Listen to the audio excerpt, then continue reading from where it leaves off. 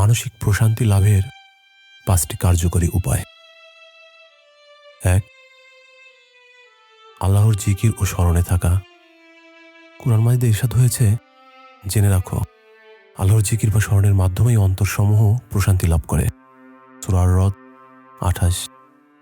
যখনই মন অস্থির হবে সুবহানাল্লাহ, আলহামদুলিল্লাহ বা আস্তাগফিরুল্লাহ পড়ার অভ্যাস করুন। এটি সরাসরি হৃদয়ে প্রশান্তি আনে। 2. নিয়মিত সালাত আদায় করুন। সালাত আদায় হলো রবের সাথে বান্দার সরাসরি কথোপকথন। সিজদা মানুষের মনের সব দুশ্চিন্তা ও বিষণ্ণতা মাটি করে দেয়।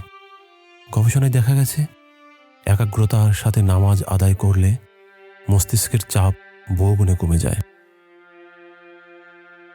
3. শুকর আদায় করা বা কৃতজ্ঞতা প্রকাশ করা।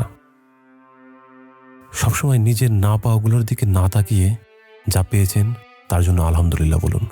আপনার যে কষ্টে থাকা মানুষের দিকে তাকালে নিজের অভিযোগগুলো ছোট হয়ে আসবে এবং মনে প্রশান্তি আসবে। 4. মানুষকে ক্ষমা করার অভ্যাস। অন্যের প্রতি ঘৃণা, ক্ষোভ বা প্রতিশোধী স্পৃহা নিজের মনের শান্তিকে আগে নষ্ট করে। কাউকে মন থেকে ক্ষমা করে দিলে এক ধরনের অদ্ভুত হালকা অনুভব হয়। মনে রাখবেন, ক্ষমা করা দুর্বলতা নয়, বরং মনের শক্তির পরিচয়। কোরআন তিলাওয়াত ও অর্থ অনুধাবন। কোরআন হলো মুমিনের অন্তরের জন্য শেফা বা নিরাময়।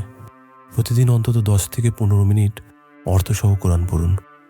এটি আপনার জীবন আদর্শ বদলে দেবে এবং প্রতিকূল পরিস্থিতিতেও আপনাকে ধৈর্যশীল ও শান্ত থাকতে শেখাবে।